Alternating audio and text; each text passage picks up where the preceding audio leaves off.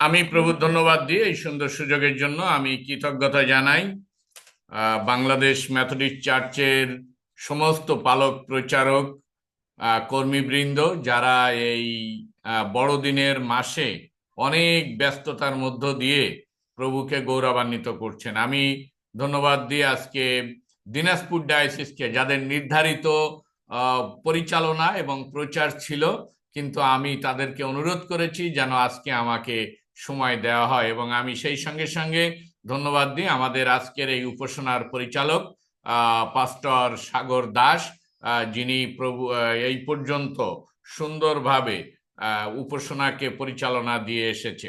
আমরা নভেম্বরের 30 তারিখ থেকে অ্যাডভেন্ট সিজনে, অর্থাৎ প্রভু যীশু খ্রিস্টের আগমন সময়কালে আমরা পদার্পণ করেছি, এবং এটি 25শে ডিসেম্বর পর্যন্ত এই অ্যাডভেন্ট সিজন থাকবে। এরপরে নিউ ইয়ার ইভ আমরা শুরু আমরা পাবো। আর এই সময় সব চার্চে, সব জায়গায় বড়দিনের প্রচার, প্রভু যীশু খ্রিস্টের জন্মের প্রচার, প্রভু যীশু খ্রিস্টের আগমনের কথা, প্রভু যীশু খ্রিস্টের ভালোবাসার কথা, ঈশ্বরের প্রেমের কথা তুলে ধরা হয়।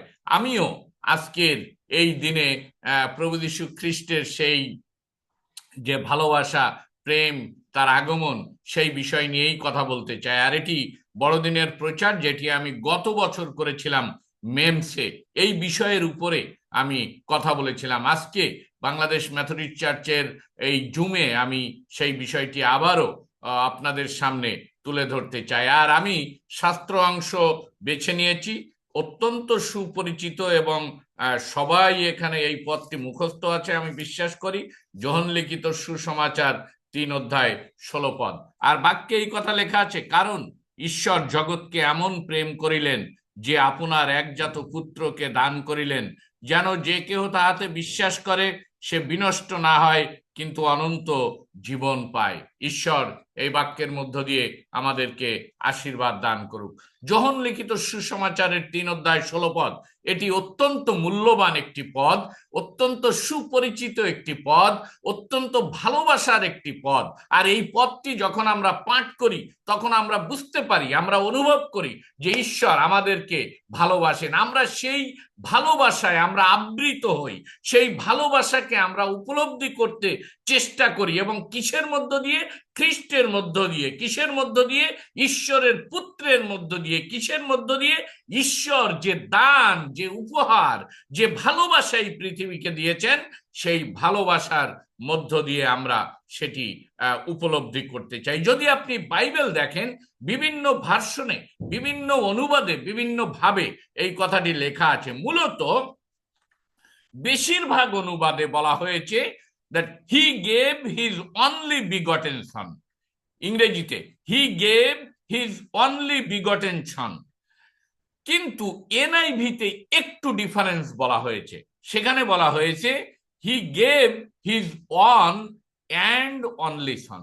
he gave and one and only son, এই কথাটি বলা হয়েছে এনআইভি পুস্তকে। আর এই যে বাংলা অনুবাদ যেটা আমরা পাঠ করেছি, সেখানে বলা হয়েছে একজাত পুত্র। একজাত, ওয়ান অ্যান্ড অনলি বিগটেন, এইটাকে বলা হয়েছে একজাত। এবং উইলিয়াম ক্যারি তিনি মূল গ্রিক ভাষা থেকে অনুবাদ করে বাংলা এই শব্দটি তিনি চয়ন করেছেন একজাত। একজাত, যেটা গ্রিক শব্দে বলা হয়েছে মোনোগেনেস। মোনোগেনেস শব্দ যদি আপনি দেখেন, এটার ইংরেজিতে আসবে ইউনিক। মোনোগেনেস, এটার ইংরেজিতে আসবে ইউনিক। কিন্তু এই মোনোগেনেস যে ইউনিক, এই ইউনিকের অনেক প্রতিশব্দ আপনি ডিকশনারিতে খুঁজে পাবেন। অর্থাৎ এই যে একজাত শব্দ এবং গ্রিক শব্দ মোনোগেনেস, আমি শুধুমাত্র আজকের প্রচারে এই একজাত শব্দটা নিয়েই কথা বলতে চাই। হয়তোবা পরে যদি কখনো সুযোগ পাই, তাহলে পুত্র নিয়ে কথা বলবো। এরপরে যদি সুযোগ পাই, আমি বিশ্বাস নিয়ে কথা বলবো। এরপরে যদি সুযোগ পাই, আমি অনন্ত জীবন নিয়ে কথা বলবো। এরপরে যদি আমি সুযোগ পাই, ঈশ্বরের প্রেম নিয়ে আমি কথা বলবো। কিন্তু আজকে আমি শুধুমাত্র এই পদটি থেকে কথা বলতে চাই একজাত। একজাত, আর একজাত আমি বলেছি ইউনিক, কিন্তু ইউনিক বললেই এটা শেষ হয়ে যাচ্ছে না। কারণ এই ইউনিক শব্দটা গ্রিকের যে শব্দ থেকে এসেছে মনোগেনেস, সেটি আসলে অনেক ব্যাপক অর্থ বহন করে। প্রথমত যদি আপনি দেখেন, সেখানে বলা হয়েছে ম্যাথলেস, একজাত অর্থাৎ ম্যাথলেস, ইউনিক, ম্যাথলেস অর্থাৎ অতুলনীয়। বাংলাতে ম্যাথলেস শব্দের অর্থ হচ্ছে অতুলনীয়।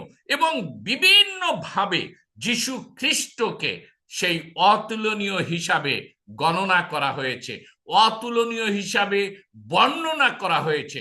অতুলনীয় হিসাবে এই পৃথিবীতে ঈশ্বর পিতা তিনি তার পুত্রকে পাঠিয়েছেন। কিভাবে অতুলনীয়?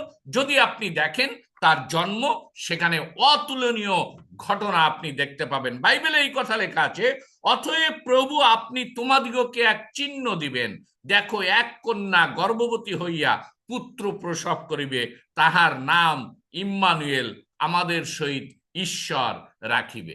এটাই হচ্ছে ম্যাথলেস, এটাই হচ্ছে অতুলনীয়। যে একজন ব্যক্তি জন্মগ্রহণ করার 700-800 বছর পূর্বে একজন ভাববাদী তার সম্পর্কে বলছে, এর থেকে অতুলনীয় বিষয় আর হতে পারে না।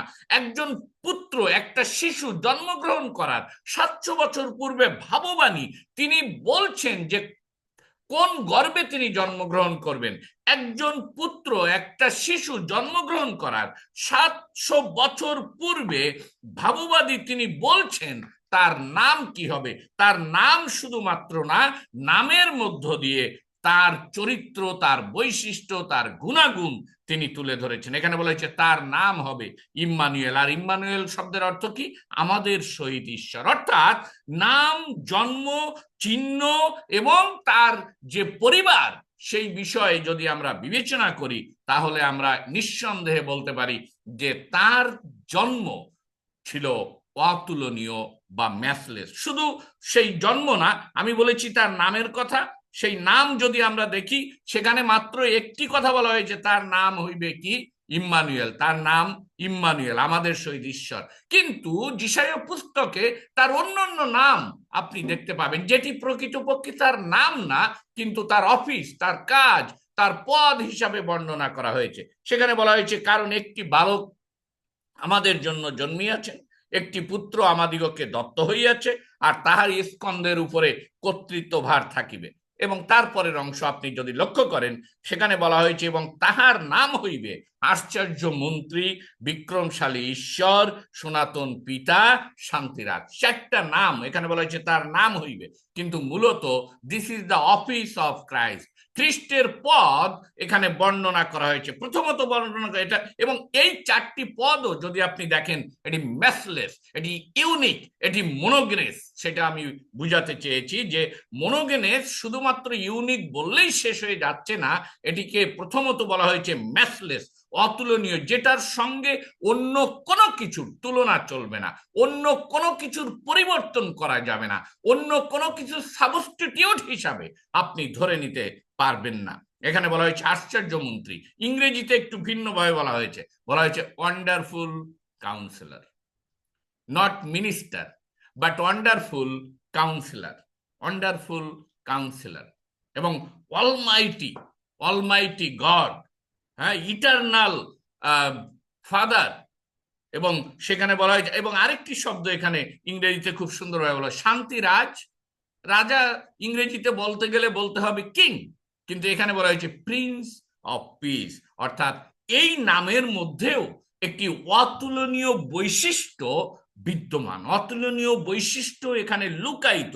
যেমন আমি বলেছি আশ্চর্য মন্ত্রী, এখানে বলা হয়েছে ইংরেজিতে ওয়ান্ডারফুল কাউন্সিলর।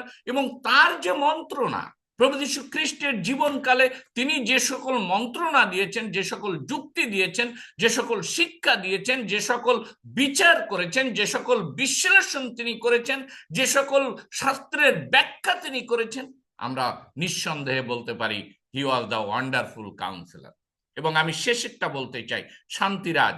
যেখানে বলা হয়েছে প্রিন্স অফ পিস, সেখানে বলা হয় নাই কিং অফ পিস, সেখানে বলা হয়েছে প্রিন্স অফ পিস। আর এটার মধ্য দিয়ে ঈশ্বরের পুত্রত্বকে গুরুত্ব দেওয়া হয়েছে, ঈশ্বরের পুত্র হিসাবে তুলে ধরা হয়েছে। পিতা ঈশ্বর তিনি তার পুত্রকে রাজপুত্র হিসাবে তিনি এই জগতে প্রেরণ করেছেন। তিনি যেমন পুত্র তেমন ক্ষমতায়, দায়িত্বে, কাজে তিনি সনাতন পিতা, অর্থাৎ God's all power embodied in Jesus. খ্রিস্টের মধ্যে পিতা ঈশ্বরের সমস্ত শক্তি, কর্তৃত্ব, ক্ষমতা, দায়িত্ব, সমস্ত কিছু সেখানে মূর্তিমান হয়েছে, সেখানে মূর্তিমান হয়েছে। কাজে এটা সত্যি অতুলনীয়, সত্যি ম্যাচলেস এবং ইউনিক।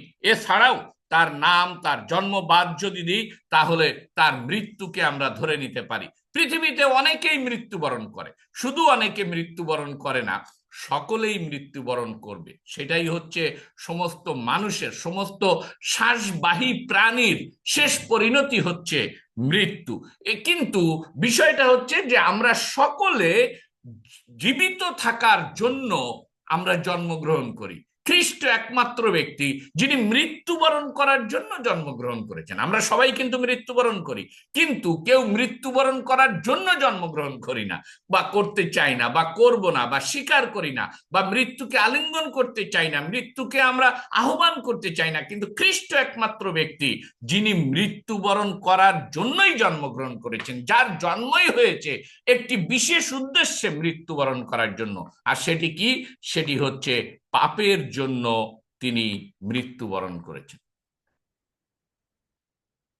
পৃথিবীর ইতিহাসে, পৃথিবীর সকল ধর্মের ইতিহাসে আমি এই চ্যালেঞ্জ ছুড়ে দিতে চাই, এমন কোন মহামানব, মহাপুরুষ, অবতার এমন কেউ জন্মগ্রহণ করেনি যে তার বিশ্বাসীদেরকে, তার অনুসারীদেরকে, তার ফলোয়ারদেরকে রক্ষা করার জন্য এবং সমস্ত জগৎকে রক্ষা করার জন্য, সমস্ত সৃষ্টিকে রক্ষা করার জন্য জীবন দিতে চেয়েছে বা দিয়েছে। Only one.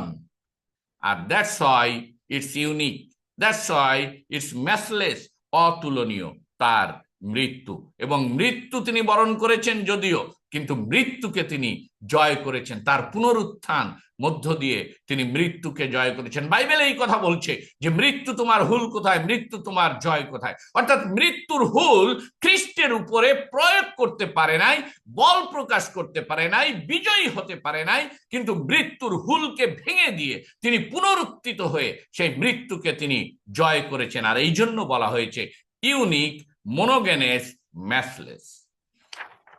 যদি আমরা এরপরে দেখি যে ইউনিক বা মোনোগেনেসের অন্য কি কি প্রতিশব্দ আমরা পাই, আর সেটা বলা হয়েছে ডিস্টিংটিভ।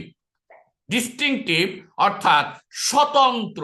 স্বতন্ত্র কি? স্বতন্ত্র যদি আপনি লক্ষ্য করেন যে যীশু খ্রিস্টের চরিত্র, যীশু খ্রিস্টের বৈশিষ্ট্য, যীশু খ্রিস্টের কাজ, এই সমস্ত কিছু স্বতন্ত্র, সম্পূর্ণ ভিন্ন ধর্মী, সম্পূর্ণ ভিন্ন আঙ্গিকে, সম্পূর্ণ ভিন্ন ব্যাখ্যা তিনি দিয়েছেন। এমনকি শাস্ত্রে তিনি একটি নির্দিষ্ট ধর্মীয় পরিবেশে, ধর্মীয় সমাজে, নির্দিষ্ট একটি জাতির মধ্যে তিনি জন্মগ্রহণ করেছিলেন। আর সেটি হচ্ছে জিউস, সেটি হচ্ছে জিহুদি জাতির মধ্যে। তিনি জিহুদি সমাজে, জিহুদি ব্যবস্থার অধীনে তিনি জন্মগ্রহণ করেছেন। কাজেই আপনি যখন বাংলাদেশে জন্মগ্রহণ করেন, আপনি যখন বাংলাদেশের নাগরিকত্ব আপনি লাভ করেন, আপনি তখন বাংলাদেশের সংবিধান, বাংলাদেশের নিয়ম কানুন, বাংলাদেশের আচার আচরণ বিধি, এগুলো আপনি কোনোভাবেই অস্বীকার করতে পারেন না। যদিও তর্কের খাতিরে আপনি অনেক কিছুই বলতে পারেন, অনেক কিছুই করতে পারেন। আপনি বাঙালি না, আপনি বাংলাদেশি, আপনি বাংলাদেশি না, আপনি বাঙালি, আপনি অনেক বিষয় নিয়ে কথা বলতে পারেন, কিন্তু কোনো অবস্থাতে স্টেট ল আপনি ব্রেক করতে পারেন না। জিহুদিরা তারা এমন একটা সমাজ, তারা এমন একটা ধর্মীয় জাতি যেখানে স্বতন্ত্র কোনো কিছু চিন্তা করা খুবই কঠিন। আর সেই ধর্মের অধীনে জন্ম নিয়ে, সেই সমাজের মধ্যে জন্ম নিয়ে খ্রিস্ট তিনি সমস্ত কিছু পালন করেও তিনি তার স্বতন্ত্র চরিত্র, স্বতন্ত্র বৈশিষ্ট্য তিনি তুলে ধরেছেন, স্বতন্ত্র বৈশিষ্ট্য তিনি তুলে ধরেছেন। যখন আমরা দেখি যে যিশুর কাছে অনেকভাবে, অনেক ব্যবস্থা নিয়ে আলোচনা হয়েছে, অনেক ব্যবস্থাবেত্তা তাকে ফাঁদে ফেলার জন্য, তাকে ট্র্যাপে ফেলার জন্য, তাকে বিপদে ফেলার জন্য সেই ব্যবস্থা নিয়ে আলোচনা করেছেন।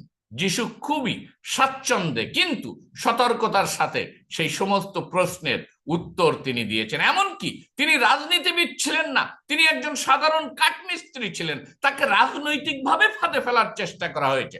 যখন বলা হয়েছে কৈশোরকে কর দেওয়া কি আমাদের বিধেয় কিনা, আর যিশু তিনি উপলব্ধি করেছিলেন এটা তার ট্রাপ, আর তিনি রাজনীতিবিদ না, তিনি এখানে রাজনৈতিক মসিও না, কিন্তু তাকে সেই ফাঁদে ফেলার জন্য তারা চেষ্টা করেছিল। এবং যিশু খুব সুন্দরভাবে স্বতন্ত্রভাবে তিনি উত্তর দিয়েছিলেন, স্বতন্ত্রভাবে উত্তর তিনি বলেছেন, যা যা ঈশ্বরের তা ঈশ্বরকে দাও, যা যা কৈশোরের তা কৈশোরের দাও। শুধু তাই না, শুধু তাই না, তার হাম্বলনেস, তার লাভিং, তার শক্তি, তার ফেইথফুলনেস, তার সেলফলেসনেস এবং তার সিনলেস সমস্ত কিছুই স্বতন্ত্র। পৃথিবীর সমস্ত মানুষ আমরা বলি পাপী মানুষ, কারণ দাউদ সেই কথা বলেছে, পাপে আমার মাতা আমার কে গর্বে ধারণ করেছে। এবং সেই বর্তমান পাপে আমাদের সমস্ত মানব জাতি পাপে পরিপূর্ণ বা পাপে যুক্ত। কিন্তু খ্রিস্ট এই জন্য তিনি নারীর বংশ উল্লেখ করেছেন, এই জন্য তিনি নারীর বংশে এসেছেন, যেন এই মানুষের দ্বারা তার জন্ম হয়ে পাপে এই পৃথিবীতে যেন না আসতে হয়। কারণ পাপে জন্ম নিয়ে পাপ থেকে অন্যকে মুক্তি করা সম্ভব না, আর সেই স্বতন্ত্র বৈশিষ্ট্য নিয়েই তিনি জন্মগ্রহণ করেছেন। এই জন্য বলা হয়েছে একজাত, এই জন্য বলা হয়েছে মোনোগেনেস, এই জন্য বলা হয়েছে ইউনিক, এই জন্য বলা হয়েছে ডিস্টিংটিভ বা স্বতন্ত্র। মোনোগেনেস, ইউনিক এর অন্য প্রতিশব্দ যদি আমরা দেখি, আর আমরা দেখতে পাবো সেখানে বলা হচ্ছে ইনইমিটেবল, অর্থাৎ বাংলায় বলা হয়েছে অনবদ্য। অনবদ্য, আপনি ভালো করে লক্ষ্য করেন যে ইউনিকের অনেক ব্যাখ্যা বা অনেক অর্থ সেখানে বলা হচ্ছে। প্রথমে বলেছি আমি ইউনিকের, প্রথমে বলেছি অতুলনীয়, দ্বিতীয়ত বলেছি স্বতন্ত্র, তৃতীয়ত বলছি এটা অনবদ্য। খ্রিস্টের শিক্ষা যদি আপনি দেখেন অনবদ্য। অনেকে মনে করেছিল খ্রিস্ট মসির বিপরীত শিক্ষা দিচ্ছে, অনেকে মনে করেছিল খ্রিস্ট ব্যবস্থাকে ধ্বংস করে দিচ্ছে, অনেকে মনে করেছিল খ্রিস্ট রাজনৈতিকভাবে ইহুদি জাতিকে রোমান সম্রাটের সেই দাসত্ব থেকে মুক্ত করার জন্য আসছে। আর এই সমস্ত বিষয় যখন যিশু খ্রিস্টকে জিজ্ঞেস করা হয়েছে, যিশু খ্রিস্টের শিক্ষা আমরা দেখেছি সেটি ছিল অনবদ্য শিক্ষা। ব্যবস্থা সম্পর্কে বলা হয়েছে যে এই তোমার লোকেরা কেন বিশ্রামবারে কাজ করছে, তোমার লোকেরা কেন বিশ্রামবার লঙ্ঘন করছে, তোমার লোকেরা কেন বিশ্রামবারে হাতে শস্য মেরে সেটা খাচ্ছে। যিশু বললেন বিশ্রামবার কি করা উচিত, ভালো করা উচিত না মন্দ করা উচিত? তুমি কেন অসুস্থকে বিশ্রামবারে সুস্থ করছো? যিশু তিনি বললেন ভালো করা উচিত না মন্দ করা উচিত? একটা গরু যদি বিশ্রামবারে কূপের মধ্যে পড়ে তোমরা কি সেটি তুলবে না? তাহলে এই শিক্ষার মধ্য দিয়ে তিনি প্রমাণ করেছেন। এবং এই কথা স্পষ্টভাবে বলা হয়েছে যে তিনি ব্যবস্থা, ভাওবাদী গ্রন্থ তিনি লোপ করার জন্য আসেননি, কিন্তু পূর্ণ করার জন্য এসেছেন। কিভাবে পূর্ণ করার জন্য এসেছে? কারণ ইহুদি জাতি সেই পাথরে লেখা ব্যবস্থা যেটি মসি সেই পর্বতে পেয়েছিল এবং সেটি সেই ইহুদি জাতিকে দিয়েছিল, সেটি তারা অক্ষরে অক্ষরে পালন করার জন্য চেষ্টা করেছে। That's not possible. কিন্তু যিশু সেটা অক্ষরে থাকা সত্ত্বেও তিনি হৃদয়ে দিয়ে সেটি পালন করার জন্য তিনি চেষ্টা করেছেন। তিনি ব্যভিচার সম্পর্কে শিক্ষা দিয়েছেন, বলেছে যে শুধু ফিজিক্যাল রিলেশন না, but is matter of heart, matter of thinking, matter of washing, how we wash, how we think, how we feel. So এটা অনবদ্য শিক্ষা আমরা যিশু খ্রিস্টের মধ্য থেকে পেয়েছি। ইউনিক, মোনোগেনেস এর আরেকটি প্রতিশব্দ বলা হয়েছে এক্সেপশনাল, ব্যতিক্রমী। ব্যতিক্রমী, ব্যতিক্রমী কি? খ্রিস্ট সমস্ত কিছু থেকে সুপিরিয়র, তিনি সর্বশ্রেষ্ঠ, তিনি সর্বোত্তম। আর যদি আপনি ইব্রিয় পুস্তক পাঠ করেন সেখানে আপনি সেটি দেখতে পাবেন। সেখানে বলা হয়েছে তিনি ভাওবাদীদের থেকে মহান, তিনি মসি থেকে মহান, এইভাবে তাকে তুলনা করা হয়েছে এবং সমস্ত লোক থেকে তিনি মহান। এবং ফিলিপিও পত্রে বলা হয়েছে যে খ্রিস্ট ঈশ্বর তাকে খ্রিস্ট এবং প্রভু উভয় করিয়াছেন। He is the superior, exceptional, ব্যতিক্রমী। He is the Christ and Lord. এবং ইউনিক, মনোগেনেস, আরেকটি বলা হয়েছে সিঙ্গেল বা একক।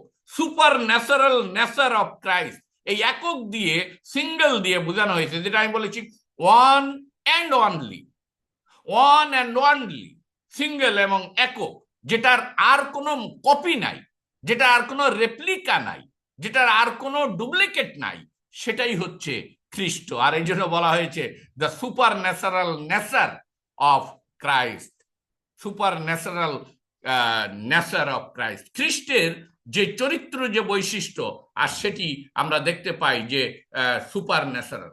তিনি অতি মানবীয়, ঈশ্বরীয় বৈশিষ্ট্যকে তিনি প্রদর্শন করেছেন, গুণকে তিনি প্রদর্শন করেছেন, ক্ষমতাকে তিনি প্রদর্শন করেছেন। তিনি যখন মৃতকে জীবন দিয়েছেন, তিনি যখন অন্ধকে চক্ষু দিয়েছেন, তিনি যখন ঝড় থামিয়েছেন, তিনি যখন শিক্ষা দিয়েছেন, সমস্ত কিছুর মধ্য দিয়ে তিনি যে সুপার ন্যাচারাল নেচার, সেটা সেখানে তিনি প্রকাশ করেছেন। শুধু তাই না, যদি যীশু খ্রিস্টের জন্মের সময়ের কথা আপনি দেখেন, সেখানে যে পণ্ডিতেরা তাকে যে উপহার দিয়েছিল, সেই উপহারেও সেই সুপার ন্যাচারাল গিফট, সেই সুপার ন্যাচারাল ক্যারেক্টার, সেই সুপার ন্যাচারাল নেচার সেখানে প্রকাশ করা হয়েছে। সেখানে তিনটা উপহার দেওয়া হয়েছিল। বলা হচ্ছে স্বর্ণ, কুন্দরু, গন্ধরস। স্বর্ণ দিয়ে যীশু খ্রিস্টকে রাজার চরিত্র বা রাজার প্রকৃতি হিসাবে বর্ণনা করা হয়েছে।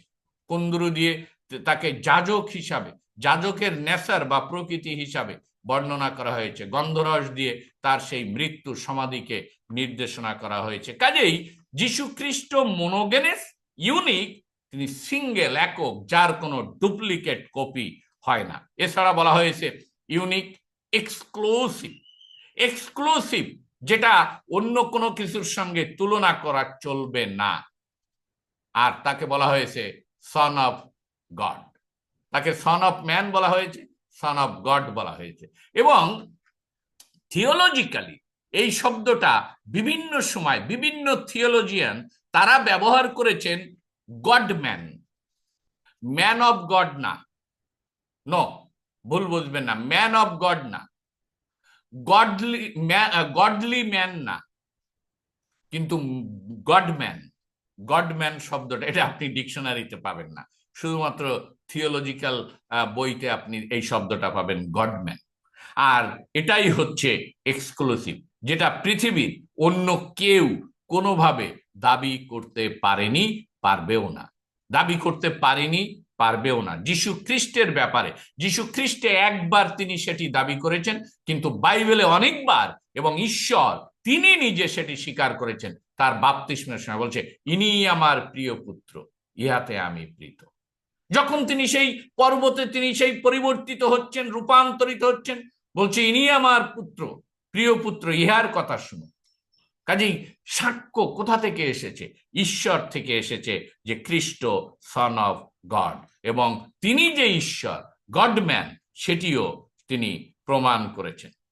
এবং এটার অন্য কোনো ধরন নাই, অন্য কোনো প্যাটার্ন নাই, অন্য কোনো কালার নাই, অন্য কোনো ডিজাইন নাই, অন্য কোনো কিছু আপনি খুঁজে পাবেন না। আপনি মার্কেটে গিয়ে যখন জামা পছন্দ হয়, আপনি বলেন যে এই সাইজের আর একটা কালার দেন, কিন্তু আপনি এই যিশুর সাইজের আর একটা মানুষ খুঁজে পাবেন না, যিশুর চরিত্রের আর একটা মানুষ খুঁজে পাবেন না, যিশুর বৈশিষ্ট্যের আর একটা মানুষ খুঁজে পাবেন না, সেই সন অফ গড আপনি দ্বিতীয়টি খুঁজে পাবেন না। ইউনিক, মনোগেনেস, যেটার আরেকটি শব্দ বলা হয়েছে সোল, যেটার বাংলা বলা হয়েছে একমাত্র। হ্যাঁ, অনবদ্য, ব্যতিক্রমী, একক, একচেটিয়া, শুধুমাত্র এক ধরনের। এবং সোল, এটা বলা হচ্ছে একমাত্র। এবং এই একমাত্র যেটা বলা হয়েছে ওয়ান অ্যান্ড অনলি সন, এটা বলা হয়েছে ডিয়েটি অ্যান্ড হিউম্যানিটি। ডিয়েটি অ্যান্ড হিউম্যানিটি, ঈশ্বরত্ব এবং মানবত্বকে এখানে তুলে ধরা হয়েছে। যোহন 1:14 বলা হয়েছে আর সেই বাক্য মাংসে মূর্তিমান হইলেন এবং আমাদের মধ্যে প্রবাস করিলেন, আর আমরা তাহার মহিমা দেখিলাম, যেমন পিতা হইতে আগত এক জাতের মহিমা, তিনি অনুগ্রহে ও সত্যে পূর্ণ। তিনি অনুগ্রহে ও সত্যে পূর্ণ। এটা বলা হয়েছে ডিএটি অ্যান্ড হিউম্যানিটি, ঈশ্বরত্ব এবং মানবত্বকে এক করে দেখা হয়েছে। ফিলিপিও 2 অধ্যায় যদি আপনি দেখেন, সেখানে বলা হয়েছে ঈশ্বরের স্বরূপ বিশিষ্ট থাকিতে তিনি ঈশ্বরের সহিত সমান থাকা ধরিয়া লইবার বিষয়ে জ্ঞান করিলেন না, কিন্তু আপনাকে শূন্য করিলেন, দাসের রূপ ধারণ করিলেন, মনুষ্যের সাদৃশ্যে জন্মিলেন এবং আকারে প্রকারে মনুষ্যবৎ হইয়া আপনাকে অবনত করিলেন। আকারে প্রকারে, আকারে মানে হচ্ছে মানবত্ব, প্রকারে মানে হচ্ছে ঈশ্বরত্ব, হিউম্যানিটি এবং ডিভিনিটি। প্রথম যোহন 5 অধ্যায় 20 পদ, যোহন 11 অধ্যায় 33 পদ, প্রথম যোহন 4 অধ্যায় 2 পদ, যোহন 10 অধ্যায় 30 পদ, যেখানে বলা হয়েছে আমি ও পিতা আমরা এক। কাজেই খ্রিস্ট ইজ সোল, একমাত্র যেটা বলা হয়েছে গডম্যান, যেটা বলা হয়েছে গডম্যান। প্রিয় বন্ধুগণ, আমি আজকে এই উপাসনার মধ্য দিয়ে, এই বাক্যের মধ্য দিয়ে আমি এই কথা বলতে চাই, ঈশ্বর যা দিয়েছেন সেটি একজাত। It's not duplicate, it's not second one, it's could not be altered. এটা পরিবর্তিত হওয়ার যোগ্য না, এটা সম্ভব না। একজাত, মনোগেনেস, ইউনিক এবং অতুলনীয়, অতুলনীয়, স্বতন্ত্র, অনবদ্য, ব্যতিক্রমী, একক, একচেটিয়া, শুধুমাত্র এক ধরনের এবং একমাত্র। খ্রিস্ট আমাদের কাছে পিতার দান হিসাবে, ভালোবাসার উপহার হিসাবে এসেছে, যেন আমরা এই বড়দিনে সেই উপহার গ্রহণ করি এবং খ্রিস্টের রাজ্যে আমরা জীবনযাপন করি। ঈশ্বরের সঙ্গে আমরা যেন একাত্মতা ঘোষণা করি। ঈশ্বর এই বাক্যের মধ্য দিয়ে আমাদের জীবনে প্রচুর আশীর্বাদ দান করুক। আমিন।